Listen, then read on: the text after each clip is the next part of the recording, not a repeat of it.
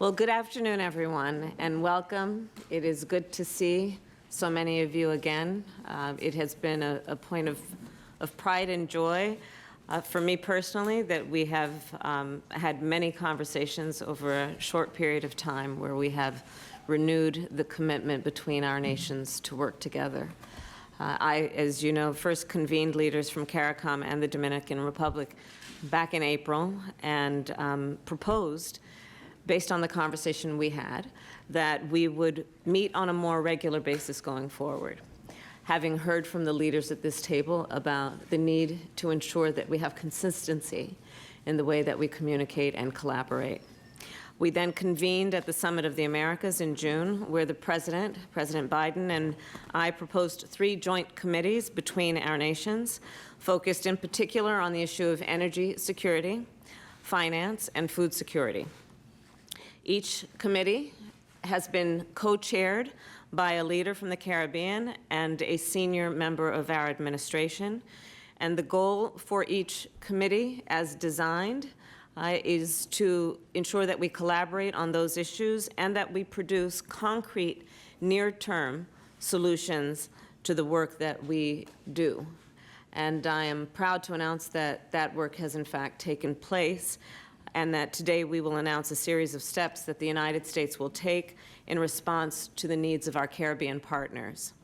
On the issue of the climate crisis, 2 of the committees, energy security and finance in particular, produced actions that will address the climate crisis, which of course is an existential crisis for our planet, and the Caribbean is on the front lines of this crisis.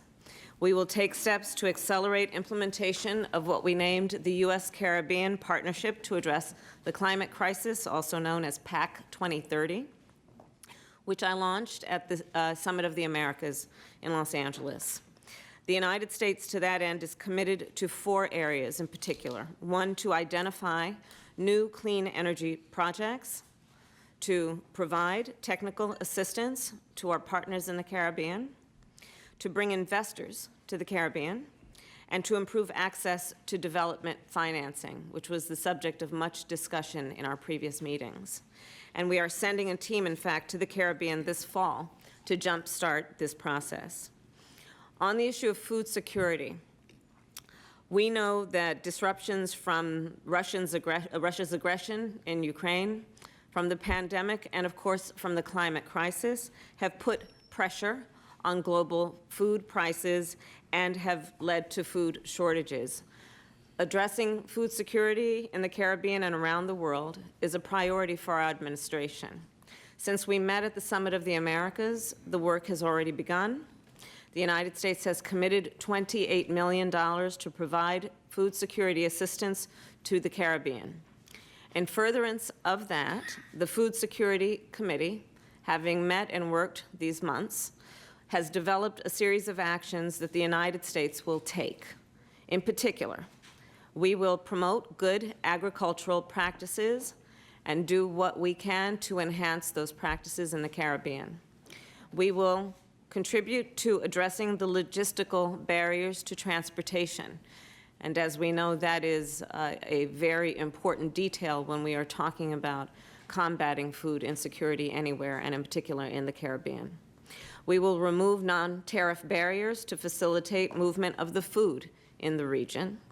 We will incorporate climate-smart technology into the food protection system and food production system, and we will provide training on areas such as pest management, a very important detail and something that must be addressed.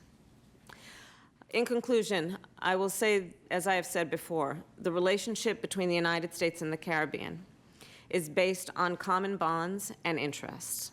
As neighbors in the Western Hemisphere, we believe it is critical that we have a relationship that is based on close cooperation, knowing that the result of that will be our shared prosperity and security, which is why we, the United States, have pledged to increase our commitment and engagement with our Caribbean partners. So again, I welcome you.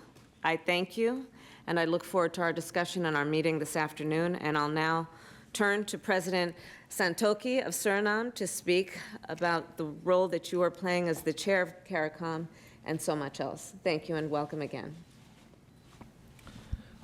Thank you very much, Vice President Kamala Harris, Presidents from Dominican Republic, from Guyana, Prime Minister from Trinidad, Barbados, and other delegates, ladies and gentlemen, and also the press media. Our meeting today is the concrete result of the agreement that was made during a meeting of the President and Vice President of the United States of America with the heads of government of the Caribbean nations that were present at the 9th Summit of the Americas in June this year in LA. The three joint committees, as mentioned by the Vice President, that were formed shortly afterwards, held several meetings and are presenting the first reports. As CARICOM, we have kept the timeline that was agreed. After 3 months, we have done enough work to meet again with the U.S. Vice President, the Dominican Republic President, and also the co-chairs of the three committees to discuss the progress we have made. From the CARICOM, we have come in full strength to underline that we are serious with the new form of cooperation between the U.S. and the Caribbean. President Irfaan Ali of Guyana, the co-chair for the Committee on Food Security, is here. So is the Prime Minister, Mottley of Barbados, who was co-chairing the Committee on Financing. And the Prime Minister of Trinidad and Tobago, Rowley, is here, who is co-chair of the Committee on Energy Security. As chair of CARICOM, I am here with this strong Caribbean team to demonstrate not only our commitment, but also our unity. Those of us that are here represent the whole CARICOM. We have a number of serious problems in the region that need to be addressed, such as the threat of climate change, the insecurity for food and energy, and the access to financing. The problems with the supply chain of goods as a result of the war in Ukraine have become manifest and have led to increased prices. It has also led to problems with the flow of energy. The solutions are not easy, but we are glad that we have a strong partner, the United States of America, who is willing to work with us on all these issues. Thus far, we have had a good and serious working relationship with the U.S., and we expect that to continue. We expect to make good progress today, to set clear timelines with respect to the work that needs to be done. And we also hope that we can talk about some budget lines. Vice President, CARICOM and USA are neighbors. And let me be very clear, the Caribbean is not your third border. We are one of the three first borders of the United States of America. As such, our relationship is a long-standing and important one. We are one in this region because we depend on each other, so we must find ways to strengthen and expand our relations. The Summit of the Americas opened a window for such a goal. Our prosperity and stability depends on how we organize ourselves and satisfy in a mutually beneficial way our goal. We are convinced they'll take good step forward on the road that we have agreed to travel together.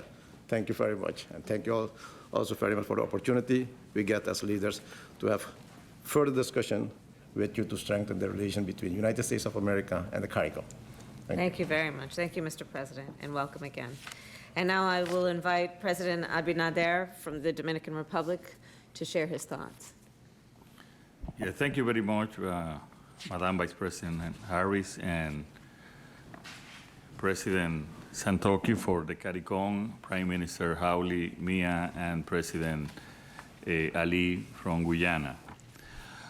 I think that our teams have worked in these 3 months after the Summit of the Americas, and they have defined the objective and the actions. I think this is an excellent opportunity today as to follow up and also to take decisions to concrete actions. And I think we have defined our teams with the United States as work, and there is time to define those actions with a timetable and a critical route. The sense of urgency that we manifest on the Summit of America is we still have that same sense of urgency. That urgency on the part of the energy part, hydrocarbons, and especially on the natural gas, is a critical situation in the world because of the invasion of Russia to Ukraine. But at the same time, when you go to the security, food security, it's also related because it's impacting the urea in terms of the fertilizers.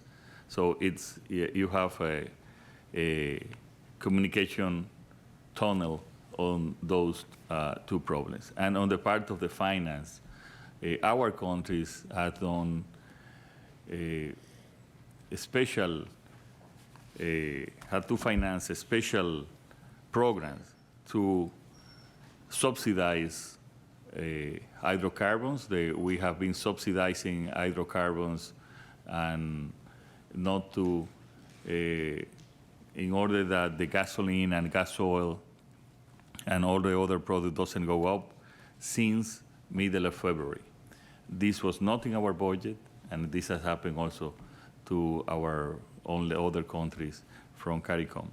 The same, we have subsidized certain foods. We have subsidized urea. None of these subsidies were in our budget. We have to adapt it, and we were speaking with President Ali that we have to take money from other areas, from infrastructure that we had to build and to take it into subsidies that were necessary to control inflation and to guarantee the amount of food to our people. These three ideas, United States, CARICOM, and us as work, and I think, Vice President, is the time that we all can take the decision. And thank you very much for this invitation. It's good to see you again. Thank you, and welcome again. With that, I think we will now begin our meeting, and I thank the press for joining us.